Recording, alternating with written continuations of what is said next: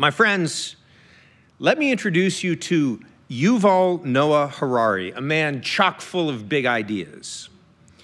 He explained during the COVID crisis, quote, "COVID is critical because this is what convinces people to accept, to legitimize total biometric surveillance.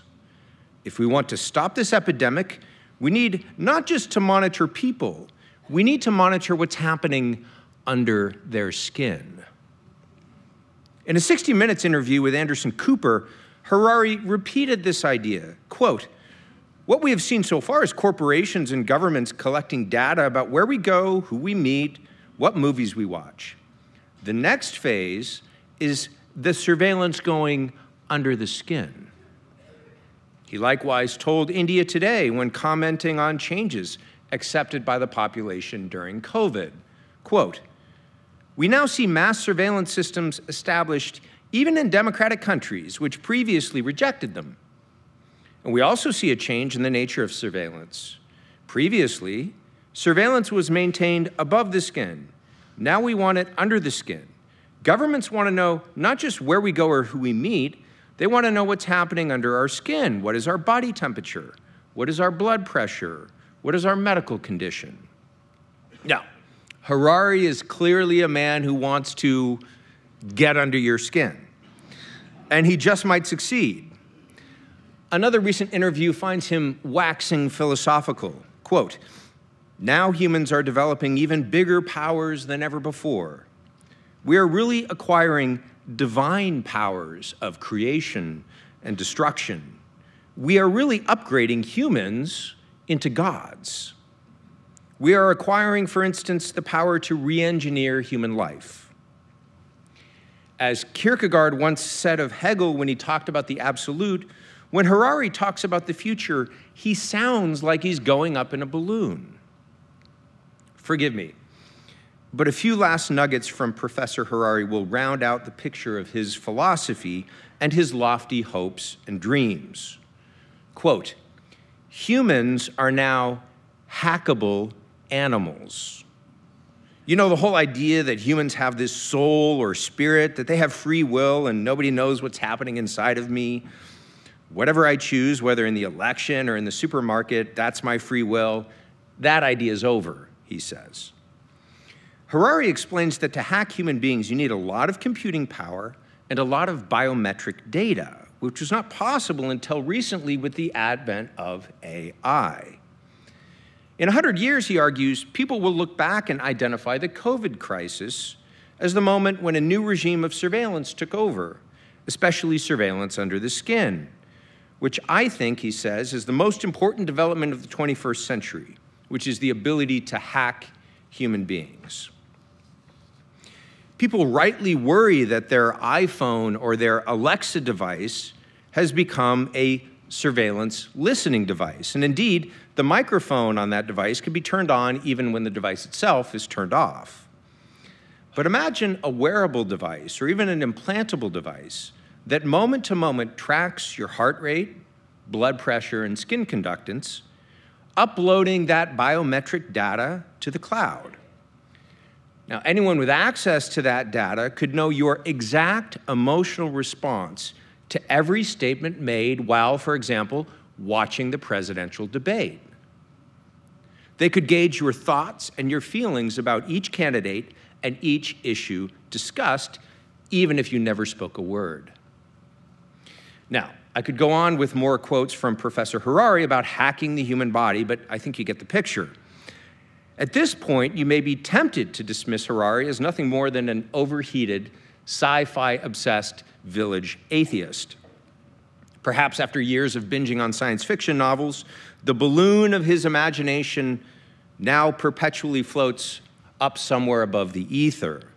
Why should we pay any heed to this man's prognostications and prophecies? Well, it turns out that Harari is a professor of history at the Hebrew University of Jerusalem.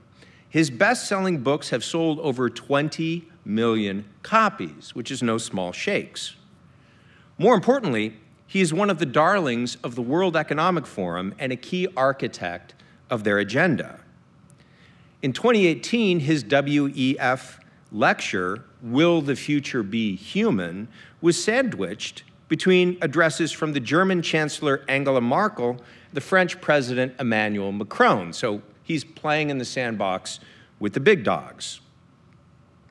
In this WEF lecture, Harari explained that in coming generations, we will learn how to engineer bodies and brains and minds, such that these will become the main products of the 21st century economy. Not textiles and vehicles and weapons, but bodies and brains and minds. The few masters of this economy, he explains, will be the people who own and control the data.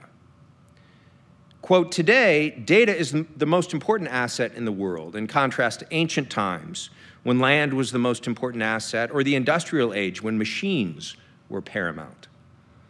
WEF kingpin Klaus Schwab echoed Harari's ideas when he explained, one of the features of the fourth industrial revolution is that it doesn't change what we are doing, it changes us through gene editing and other biotechnological tools that operate under our skin. Now, even the dreamy-eyed Harari admits that there are some potential dangers with these developments. If too much data is concentrated in too few hands, humanity will split, he says, not into two different classes, but into two different species. That would, one supposes, not be a very good thing. But all things considered, he's more than willing to take these risks and forge ahead with this agenda. Now, to be fair, Harari does not advocate for a future totalitarian state or rule by all-powerful corporations, but he hopes to warn us of some of the coming dangers.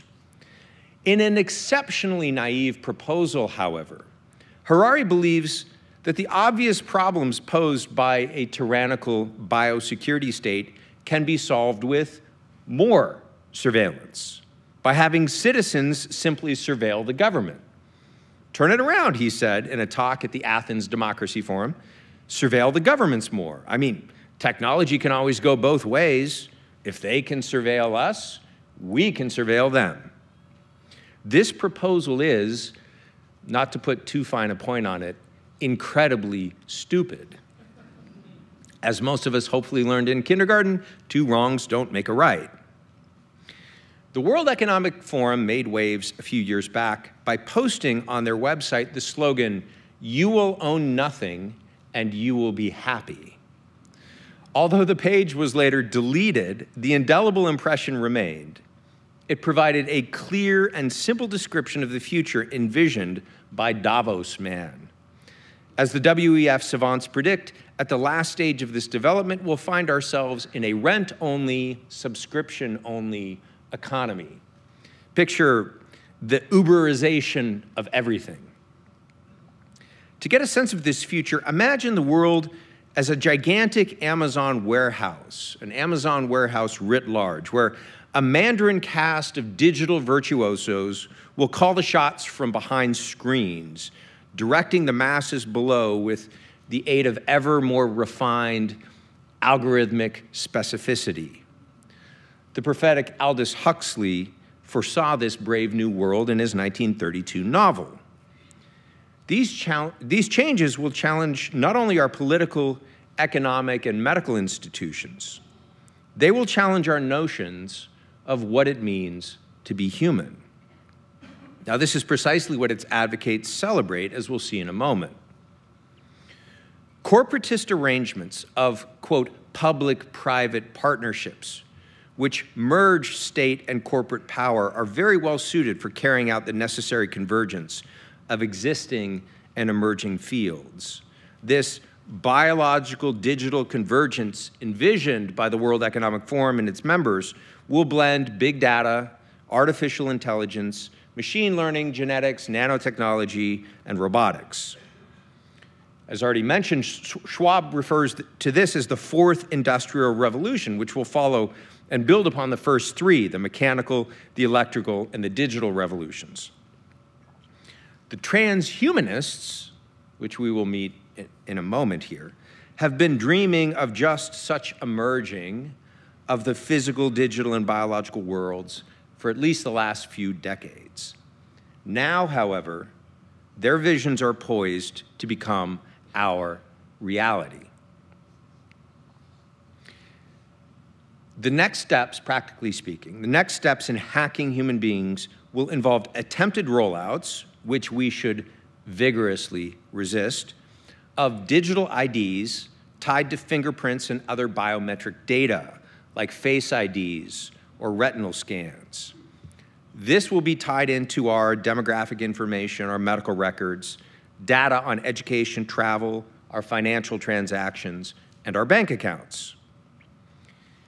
These tools will be combined with central bank digital currencies, giving governments surveillance power and control over every one of our financial transactions, with the ability to lock you out of the markets, to limit your ability to buy and sell things if you do not comply with government directives.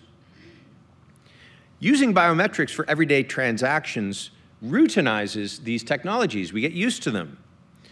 We're conditioning children, for example, to accept biometric verification as a matter of course. For example, face IDs are now used in multiple school districts to expedite the movement of students through the cafeteria lunch line. Until recently, biometrics such as fingerprints were only used for high security purposes, when charging someone with a crime or when notarizing an important document, for example. But today, routine biometric verification for repetitive and redundant activities from mobile phones to lunch lines gets young people used to the idea that their bodies are instruments, their bodies are tools to be used in transactions. So we're instrumentalizing the body in very subtle, probably unconscious, but nonetheless powerful ways. Those with economic interests in creating markets for their products, whether vaccines, digital surveillance, hardware and software, or harvested data, will continue to deploy carrots and sticks, things like access to medical care and other services, to strong-arm acceptance of digital IDs in underdeveloped nations. India, for example, is very far along this road right now. In developed nations like ours, they will initially use a velvet glove approach of subtle nudges, selling digital IDs as convenience and time-saving measures that will be hard for many to turn down, like skipping long TSA security lines at busy airports. The privacy risks, including the possibility for constant surveillance and data harvesting, will fade into the background when you're about to miss your flight unless you can skip to the front of the TSA line. Unless we collectively decline to participate in this new social experiment, digital IDs tied to private demographic, financial, location, movement, and biometric data, these will become mechanisms for bulk data harvesting and tracking of entire populations around the globe. We should resist by opting, for example, out of the new Face ID scans at TSA airport screening checkpoints, which, by the way, we can still legally do. You have to read the fine point on the website, but you can opt out of that, and I recommend that you do. Once fully realized, this surveillance system will offer unprecedented mechanisms of control, allowing the regime to be maintained against any form of resistance. This technocratic dream would entrench the most intransigent authoritarian system that the world has ever known, in the sense that it could maintain itself against any form of opposition through monopolistic technological and economic power. The suppression of dissent will not require handcuffs or prisons. It will happen in large part through the system's financial control, especially if we adopt central bank digital currencies. Try to resist or step outside the system's strictures, and the doors to markets will simply close. You won't be able to buy gas. This means that once the system is in place, it could prove almost impossible to overthrow. Kheriaty, the man I cited extensively at the beginning of this talk, is among the more prominent members of a new species of academics, activists, and visionaries that refer to themselves as transhumanists. These folks aim to use technology not just to alter our lived environment, but to fundamentally alter human nature itself. The goal is to upgrade or to enhance human beings, to make us bigger, faster, stronger, smarter, and so forth. This is both possible and desirable, as Harari explains, because all organisms, whether humans or amoebas or bananas or viruses, are at bottom just, quote, biological algorithms. This is the old materialist, social Darwinist ideology, turbocharged and techno-upgraded with the tools of gene editing, nanotechnology, robotics, and advanced pharmaceuticals. Transhumanism is microwaved eugenics. There's nothing new under the sun. The 20th century eugenicists referred to disabled persons as, quote, useless eaters. Echoing this rhetoric on multiple occasions, Harari has puzzled over the question of what to do with people in the future who will refuse AI-mediated enhancement. Folks he refers to as, quote, useless people. The biggest question, maybe in economics and politics in the coming decades, he predicts, will be what to do with all these useless people. He goes on to explain, the problem is more boredom, what to do with them, and how they will find some sense of meaning in life when they are basically meaningless and worthless. Harari suggests one possible solution to the problem of what to do with all these useless people. My best guess, he says, my best guess at present is a combination of drugs and computer games. So at least we have a head start on that, a fact that does not escape Harari's attention. You see more and more people, he says, spending more and more time or solving their time with drugs and computer games, both legal drugs and illegal drugs. This is where Harari predicts that those who refuse to be hacked for AI enhancement purposes will find themselves in a few years. Now, encountering Harari's thought was not my first brush with the transhumanist movement. Several years ago, I spoke at a panel at Stanford University, sponsored by the Zephyr Institute, on the topic of transhumanism. I critiqued there the idea of, quote, human enhancement, the use of biomedical technology, not just to heal the sick, but to make the healthy better than well, bigger, faster, stronger, smarter, etc. The event was well attended by several students from the Transhumanist Club at Stanford. We had a cordial discussion, and I enjoyed chatting with these students after the talk. I learned that the symbol of their club was H+, as in humanity plus. They were exceptionally bright, ambitious, and serious young men and women, typical Stanford students. Some of them had read their Plato in addition to their Scientific American. They sincerely wanted to make the world better. Perhaps there was a closet authoritarian or two among them, but my impression was that they really had no interest in facilitating world domination by oligarchic, corporatist regimes empowered to hack human beings. Nonetheless, I got the impression that they did not comprehend the implications of the basic premises, the axioms that they had accepted. We can choose our first principles, our foundational starting points, but then we've got to follow them out to their logical conclusions, otherwise we deceive ourselves. These students were not outliers, but representative of the local culture.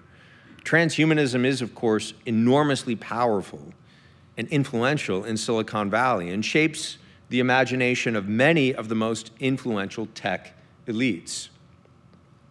Proponents of transhumanism include the Oxford University philosopher Nick Bostrom, Harvard geneticist George Church, the late physicist Stephen Hawking, Google engineer Ray Kurzweil, and other notables. Returning to Harari's 2018 talk at the World Economic Forum, he admits that control of data may not only enable human beings to build digital dictatorships, but he opines that hacking humans may facilitate something even more radical. Quote, elites may gain the power to re-engineer the future of life itself. Now, with his Davos audience warmed up, He then waxes to a kind of crescendo. This will not just be the greatest revolution in the history of humanity, he says. It will be the greatest revolution in biology since the beginning of life 4 billion years ago, which is, of course, a pretty big deal. Because for billions of years, nothing fundamental changed in the basic rules of the game of life, as he explains. All of life for 4 billion years, dinosaurs, amoebas, tomatoes, humans, all of life was subject to the laws of natural selection and to the laws of organic biochemistry. But not anymore. All this is about to change, as he explains. Quote, science is replacing evolution by natural selection with evolution by intelligent design. Not the intelligent design of some God above in the cloud, but our intelligent design and the design of our clouds, the IBM cloud, the Microsoft cloud. These are the new driving forces of evolution. At the same time, science may enable life after being confined for 4 billion years to the limited realm of organic compounds. Science may enable human life to break out into the inorganic realm.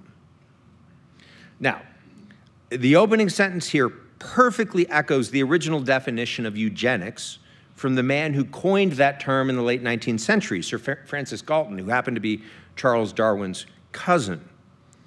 What nature does blindly, slowly, and ruthlessly, that is to say, evolution by natural selection, man may do providentially, quickly, and kindly. That is to say, evolution by our own, or in this case, by the cloud's intelligent design. But what is Harari talking about in that last sentence? Life breaking out into the inorganic realm.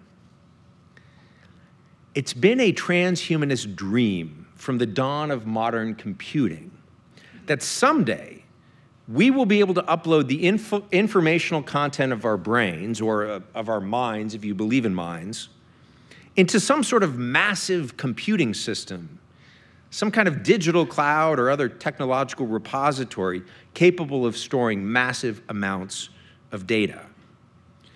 On this entirely materialist view of man, we will then have no more need for our human body, which, after all, always fails us in the end. Shedding this mortal coil, this organic dust that always returns to dust, will find the technological means to, well, to live forever. Living forever in the digital cloud or in the mainframe computer in the sky constitutes the transhumanist eschatology.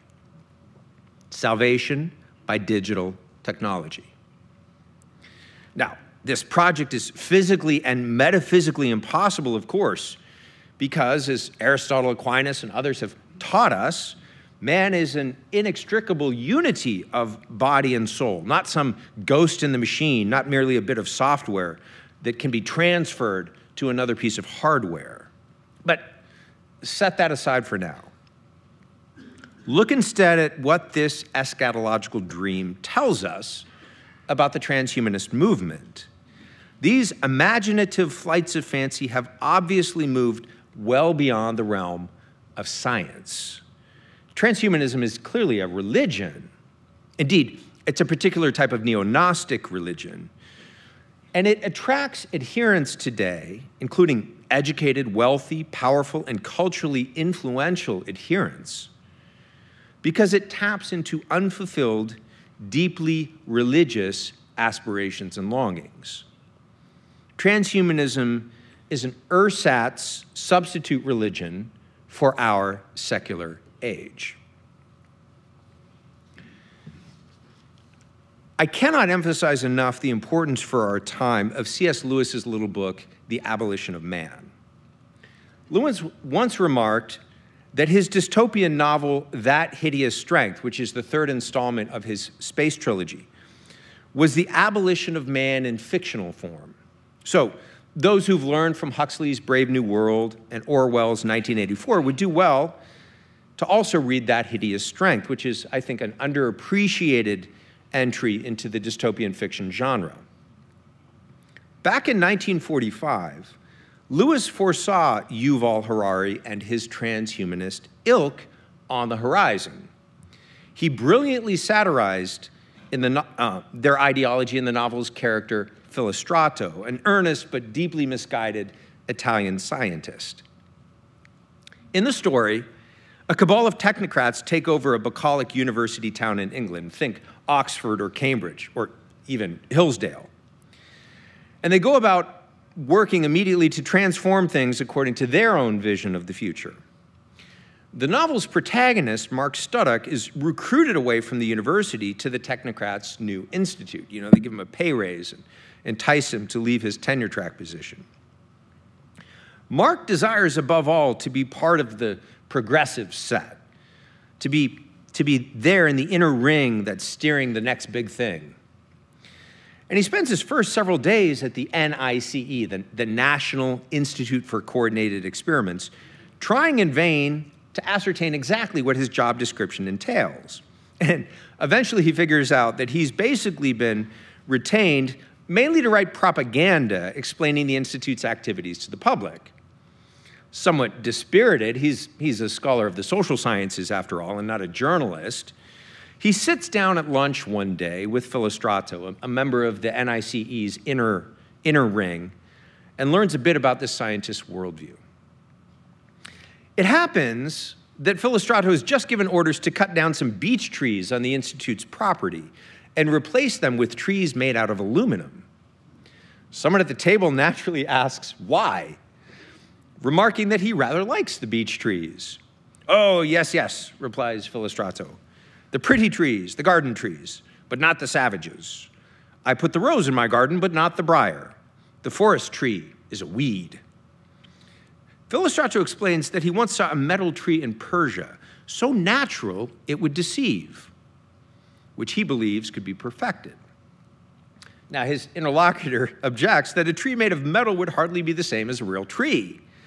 But the scientist is undeterred and explains why the artificial tree is superior. "But consider the advantages," he says. "You never get tired of him. If you get tired of him in one place, two workmen carry him somewhere else, wherever you please. It never dies. No leaves to fall, no twigs, no birds building nests, no muck or mess." I suppose one or two as curiosities might be rather amusing, Mark says. "Why one or two?" Philostrato replies. "At present, I allow we must have forests for the atmosphere. Presently, we find a chemical substitute. And then, why any natural trees? I foresee nothing but the art tree all over the earth. In fact, we clean the planet." When asked if he means that there would be no vegetation at all, Philostrato replies, "Exactly. You shave your face. Even in the English fashion, you shave him every day. One day, we shave the planet." Someone wonders what the birds will make of it, but Philostrato has a plan for them, too. "I would not have any birds either. On the art tree, I would have the art birds, all singing when you press a switch inside the house. When you're tired of the singing, you switch them off. Consider again the improvement. No feathers dropped about, no nests, no eggs, no dirt." Mark replies that this sounds like abolishing pretty much all organic life. "And why not?" Philostrato counters. "It's simple hygiene." And then, echoing the rhetoric of Yuval Harari, we hear Philostrato's soaring peroration, which would have been right at home in the World Economic Forum's annual meeting in Davos. "Listen, my friends.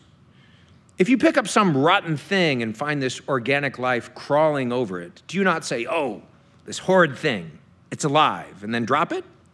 And you, especially you English, are you not hostile to any organic life except your own, on your own body? Rather than permit it, you've invented the daily bath. And what do you call dirty dirt?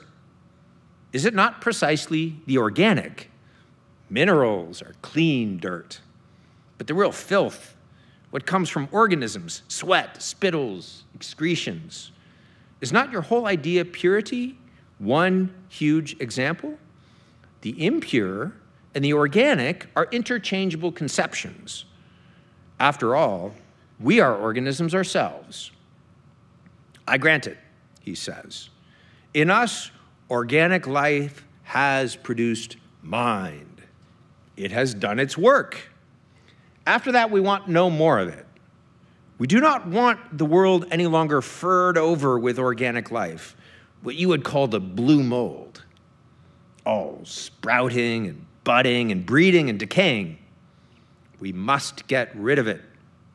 But little by little, of course, slowly we learn how. Learn to make our brains live with less and less body. Learn to build our bodies directly with chemicals. No longer have to stuff them full of dead brutes and weeds. Learn how to reproduce ourselves without copulation.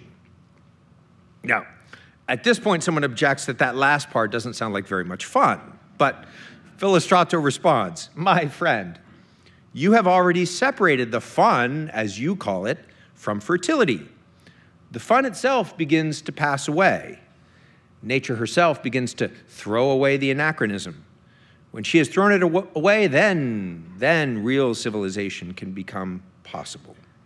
Now, keep in mind that this novel was written decades before the invention of in vitro fertilization and other assisted reproductive technologies, and decades before the sexual revolution that brought widespread acceptance of the oral contraceptive pill. As Lewis reveals at the end of the novel, however, the NICE is not controlled by brilliant men of science, but ultimately is under the sway of demonic forces. In both the real character of Harari and the fictional character of Philostrato, we find men who embrace, indeed who celebrate the idea that human beings can shed the messy business of organic life and somehow transfer our mental existence into sterile, inorganic matter. We encounter in both characters the kind of man who wants to bleach the entire earth with hand sanitizer. Were we not nudged, perhaps a bit too far in the direction of Philostrato's dream during COVID, as we attempted to fully disinfect and sanitize our lived environments and transfer all our communications into the digital realm? Have we not also moved in this direction by continuing to spend more and more waking hours glued to screens in a virtual world rather than interacting with real people in the real world? While reams of behavioral data, meanwhile, are extracted from our every keystroke and every click for predictive analysis by artificial intelligence. Organic matter is alive, whereas inorganic matter is dead. I can only conclude that the transhumanist's dream is, in the last analysis, a philosophy of death. But we must grant that it has become an influential philosophy among many of today's elites. In one way or another, I would suggest that all of us, to some degree, have been seduced by the mistaken notion that by massively coordinated vigilance in the application of technology, we could rid our lived environments of all pathogens and scrub our world entirely clean, perhaps even thwarting death. As the Italian philosopher Augusto Del Noce pointed out, philosophies that begin from faulty premises not only fail to achieve their intended goals, their intended aims, but they inevitably end up producing the exact opposite of their stated goals. So transhumanism aims at superior intelligence, superhuman strength, and unending life. But because it's grounded in an entirely false notion of what it means to be human, if we recklessly embrace this transhumanist dream, we will find ourselves instead in a nightmare dystopia of stupidity, weakness, and death. And on that happy note, I want to thank you all for coming, and I'm happy to take questions. Thank you.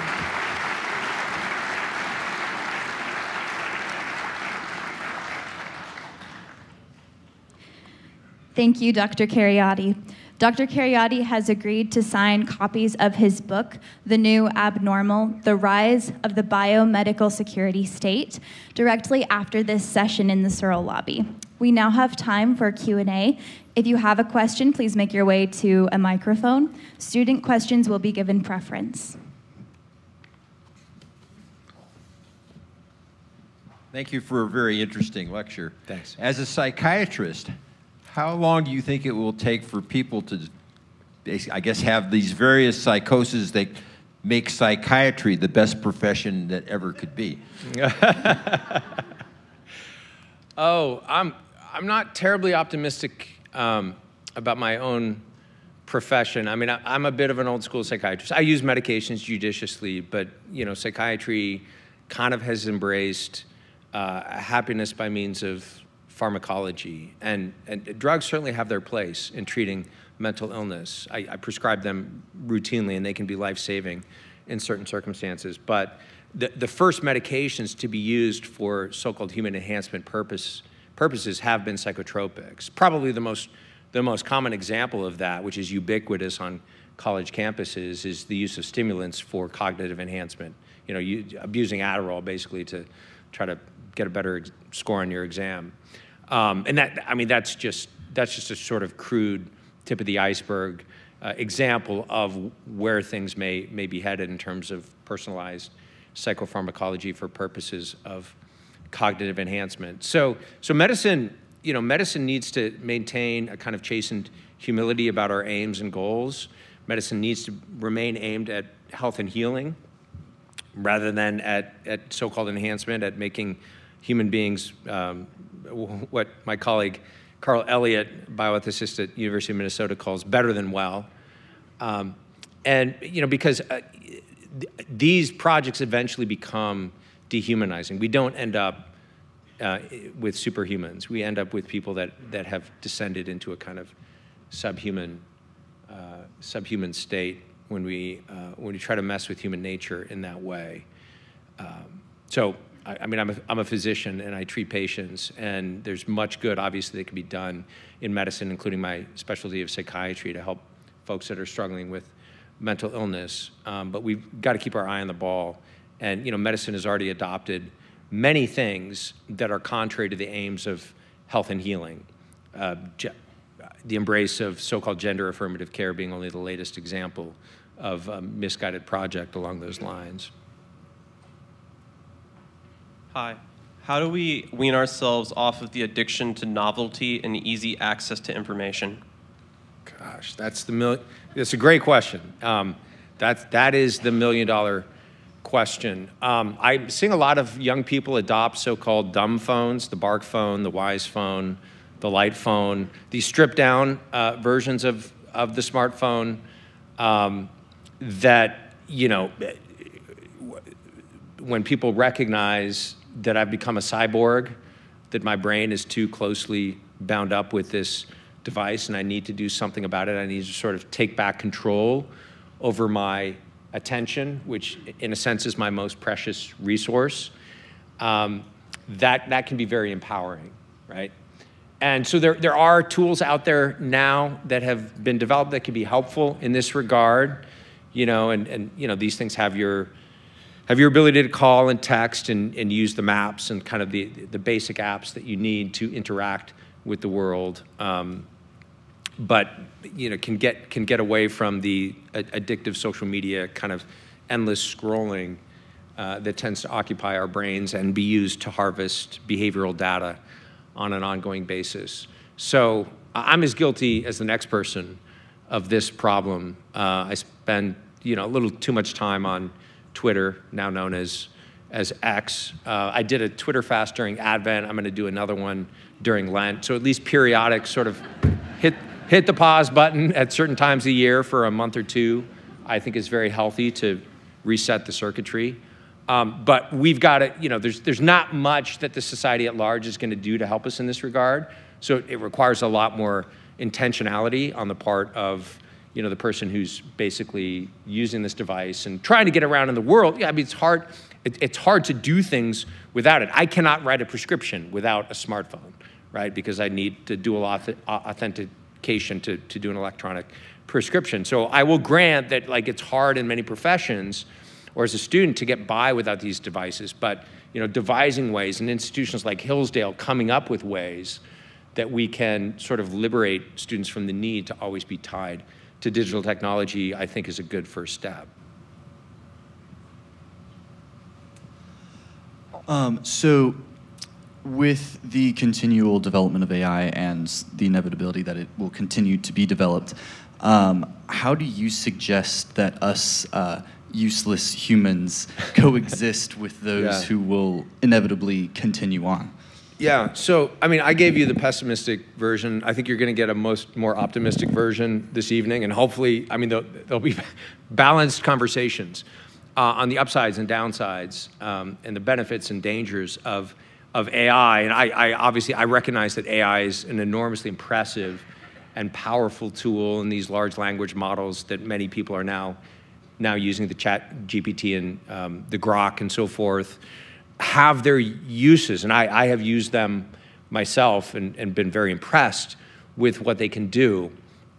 But I think we need to think very carefully about our relationship to these tools and the way in which they're deployed. And what I worry about with AI is that we begin treating it, I think actually the best analogy is in the Hebrew Bible, the idols of the Old Testament, right? Which is we create something that is the work of our own hands, and then we hold it up as a kind of oracle, as a kind of place or thing that we look to for answers, and then that whole dynamic comes back to bite us in really sort of profound ways. And so I think that is the dynamic that we need to avoid. And how do we continue to interact and treat these things as useful tools and useful for particular purposes, in particular contexts, in particular ways, but without looking to them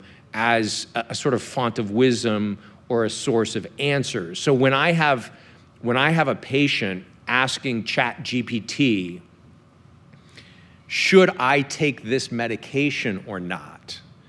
That worries me, right? When I have a patient ask Chat GPT, what are the known benefits and side effects of this medication, I don't have a big problem with that, assuming the algorithm is functioning well and gathering data from reliable medical sources, right? So I use that as an example of kind of using this as a tool in the service of gathering useful information versus holding this thing up as a kind of idol to which I turn for answers to difficult life decisions.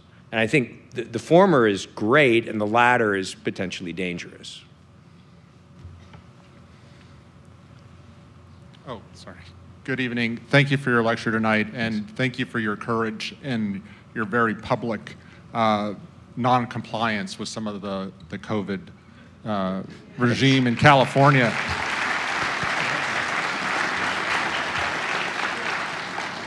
In a much smaller way, my life changed like yours. I lived in California, and I don't have the same career, don't have the same residence, so yeah. I appreciated your very public narrative. My question, actually two short questions. Have you found anything redemptive in how your life changed since 2020? Absolutely. And have you received an apology from any of your colleagues at UC Irvine? So, I'll answer the second question first. No.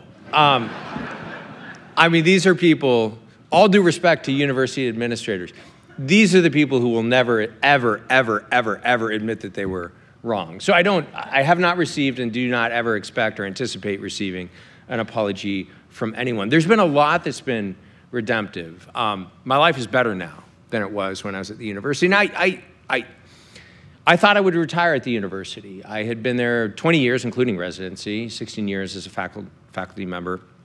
And that was going to be my career. I didn't necessarily have a plan B or a parachute when I decided to challenge the university in federal court. And by the way, if you want to go sideways really quickly with an employer, sue them in federal court. That will do the trick. You learn a lot about people. You learn a lot about who your friends are when you go through something like that. So people at the university, colleagues, and people I considered friends, some of them really disappointed me. Not that I expected them to even endorse my position on vaccine mandates or agree with my decision or whatever, but just provide the kind of support that and encouragement and goodwill that a friend would provide, even one who has a disagreement with you about a decision that you made. So some people really disappointed me, and other people that I didn't necessarily consider to be really close friends impressed me by being the ones who actually reached out and encouraged me and supported me and said, on behalf of someone who works here, I'm sorry that all of this is happening to you. So COVID was a kind of unveiling. It was kind of revelation. I think it revealed a lot about people's character, the way people responded and behaved when they under a climate of fear, which is essentially what we were dealing with. But no, I mean, the Ethics Public Policy Center, the Brownstone Institute, other places reached out and rescued me, helped me. I've continued to do my work in bioethics and public policy since I left the university. I've been more productive. I've got 2 books in the pipeline, so 3 books in 3 years, which was way more writing than I was ever able to do with my responsibilities at the university. So it has been good for me. There was definitely something better on the other end of that. But while you're going through that, you don't see any of it. You just sort of step off the cliff and hope that you'll land somewhere. But thank you for that. Thank you, sir. I really, really enjoyed your lecture. A little over 100 years ago, G.K. Chesterton wrote that the 2 biggest threats to the family as the fundamental unit of society are big business and big government. Yeah. To sort of take that assertion and flip it on its head, what role do you think the family should play in sort of combating this public-private partnership that we're seeing emerging right now with great question. new elites? So, I mean, Chesterton, of course, was so prophetic. And those 2 bigs have now merged in a sort of corporatist, which, by the way, is the very definition of, it's the original definition of fascism, right? People on the left are always accusing people they don't like of being, quote unquote, fascists. But according to Mussolini and the Italian philosopher of fascism, Gentile, fascism is the merger of state and corporate power. That's what it is. And of course, Chesterton was right that the family is the antidote to that, which is why any corporatist regime is going to see the family as a threat to its power. And so we need not only strong families, but we need institutions of civil society, churches, schools, other mediating institutions that can support the family, because a family just blowing in the wind and existing in the sort of cold, lonely wasteland of a corporatist regime with nothing between, big corporations and the big government and themselves, that's not a setup for successful family life, right? So it's all good and well to talk about the need for strong families, but just pulling ourselves up by our bootstraps and trying harder to be, better husbands and fathers and wives and mothers and, keep things together without any external help, I think is an exercise in futility. So obviously thinking about our own families and supporting one another in that, most important project for civil society, but also what's the next layer up? And how do our schools, how do our churches, how do our homeschooling co-ops, how do our, whatever it is, neighborhoods support healthy and flourishing families. We're going to need that to survive what's going to come at us in the next few decades. Great question. Yes, could you elaborate a little bit more on the false premises of transhumanism? Yeah, so transhumanism basically says that the essential self is basically mental, and that the physical can be entirely discarded, right? It's a dualist understanding of human beings that, that says the real contents of our life are boiled down to the contents of our consciousness. And that is false for a number of reasons. One of the reasons is that our consciousness and our mental life is embodied. There's no such thing as a human mind without a human body, at least in this life. And it would require another lecture to explain what I mean by that. But our thoughts and our feelings and our intentions and all those aspects of our human psychology simply would not be what they are without the five senses and without our physical embodiment. So that's the first thing, is that we have to understand that human beings are an inextricable unity of mind and body, or body and soul, if you want to use more traditional language, and that to attempt to separate those two things, at least this side of death, can only destroy human beings. It's impossible. We have time for one more question. Thank you very much for your lecture. My wife and I recently moved out into the country, and we started putting up bird feeders. And as you watch the chickadees and the cardinals and so on, you learn what bird brain means. Yeah. There's obvious brain involvement, because when you put out new seed, the word gets around, and all of a sudden the birds are flocking at your feeder again.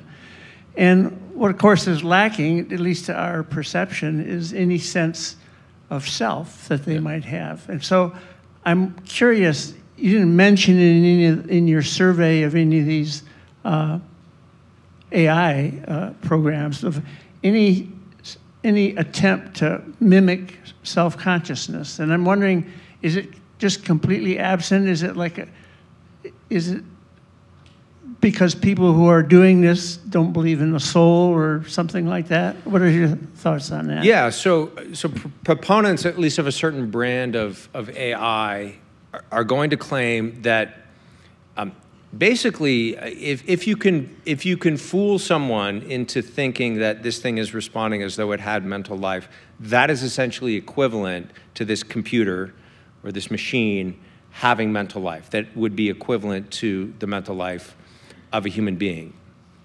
So strictly speaking, in my view, artificial intelligence is a misnomer. There is no intelligence there.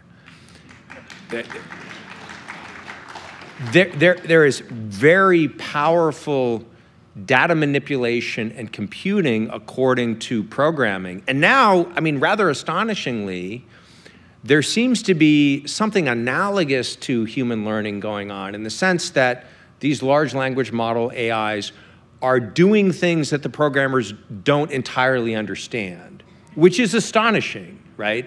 But that does not mean that they have developed a soul or something equivalent to human consciousness, or free will, or the ability to deliberate in the same way that human beings do. These things do what they are programmed to do, even if their programming evolves in ways, because we've set it up to do that, in ways that we don't entirely understand. So that's a little bit of an abstract answer, but it's a very refined philosophical question. I think the answer to the question is that the basic answer to the question is machines can only ultimately do what they are programmed to do. They can't do anything else. And these programs are enormously powerful. They can accomplish computing and the manipulation of language in ways that a human being cannot. Just like the calculator on my phone can do sums and arithmetic that goes far beyond my ability, and at least could do it far more quickly than I could. So that's impressive. That's pretty awesome. And that's very, very useful. But I should not treat AI as any more human or any more of something possessing mental life than I would treat a calculator. It's basically a turbocharged version of a calculator that we're seeing. Please join me in thanking Dr. Kheriaty.